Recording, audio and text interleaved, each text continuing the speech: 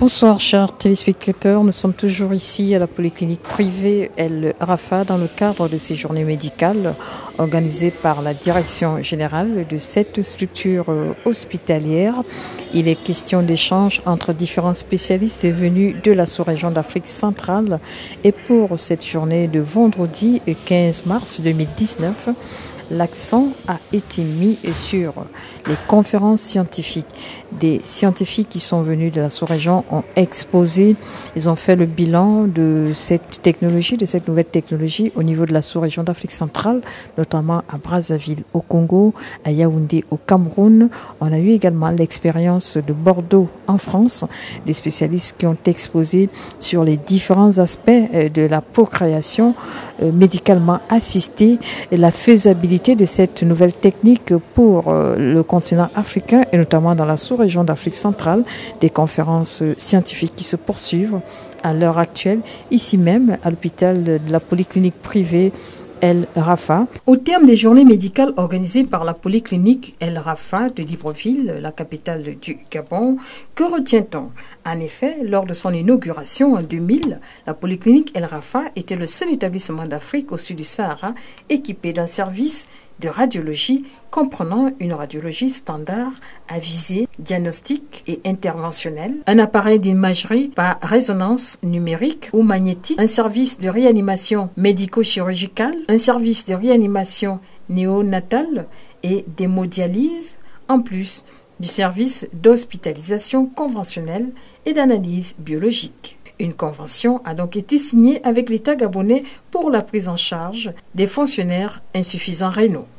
La structure est équipée actuellement d'un matériel de visioconférence donnant la possibilité de retransmettre en temps réel un enseignement à distance ou d'assurer une formation retransmise par la suite. Les journées médicales de El Rafa ont permis de consulter, mais également de permettre à plusieurs femmes qui souffrent des problèmes d'infertilité et de pouvoir discuter directement avec des scientifiques, des spécialistes, des médecins chirurgicaux qui ont pu, n'est-ce pas, intervenir grâce à tout l'appareillage qui a été mis à la disposition de ces patients. On retient également que ces journées médicales qui s'achèvent auront eu pour temps fort la présence des médecins venus de la sous-région d'Afrique centrale et de l'Occident, notamment de la France. Il a été question d'évaluer ou encore de s'évaluer mutuellement avec leurs collègues de la sous-région d'Afrique sur les expériences vécues de part et d'autre.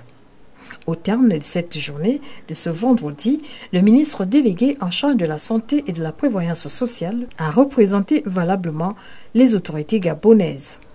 L'action de la polyclinique El Rafa dans le système de santé de notre pays est reconnue et contribue, selon la vision de sa fondatrice, feu Dr Edith Lucie Bongo Ndiemba, à offrir à nos populations des soins de qualité empreints d'humanité et de compassion. Des centres hospitaliers modernes ont été érigés et un centre de procréation médicalement assistée est également à encourager. D'où la décision du président de la République de mettre en place le centre hospitalo-universitaire dédié à la mère et à l'enfant de la Fondation Jeanne Ebori. Je voudrais saluer pour le reconnaître l'importance des consultations et interventions chirurgicales gratuites offertes à nos populations lors de ces journées. Le gouvernement de la République et son chef, le Premier ministre Julien Korbekal, restent attentifs aux conclusions de vos assises qui permettront certainement la mise à jour des données scientifiques et permettront de réduire le nombre encore très élevé des femmes qui sont encore obligées de se déplacer hors de notre territoire pour bénéficier de ces techniques innovantes. Mesdames et messieurs, distingués invités, permettez-moi de souligner que feu Dr Edith Lucie Bongo Ndiemba était une dame de cœur qui, outre les aspects liés à la santé, qui était sa discipline de formation, s'est aussi intéressée aux enfants présentant des déficits neurosensoriels à travers la création de la Fondation Horizon Nouveau. Des journées scientifiques qui se sont poursuivies jusqu'à tard dans la soirée et sur le site de la polyclinique privée El Rafa, où les scientifiques, des médecins spécialisés et médecins généralistes ont exposé devant une assistance venue des universités et autres structures sanitaires de la capitale gabonaise. Voilà, nous sommes donc au terme de cette journée scientifique ici à la polyclinique privée El Rafa, des journées scientifiques qui ont été animées par les différents spécialistes, mais également les différents médecins qui ont effectué le déplacement de la capitale gabonaise pour un échange, pour une évaluation des différentes techniques, des différents procédés en vue d'améliorer la prise en charge de ces femmes qui souhaitent avoir des enfants. Ils ont exposé sur les difficultés, sur les problèmes de prise en charge. Et c'est ainsi que s'achèvent ces journées scientifiques ou ces journées médicales ici à la polyclinique privée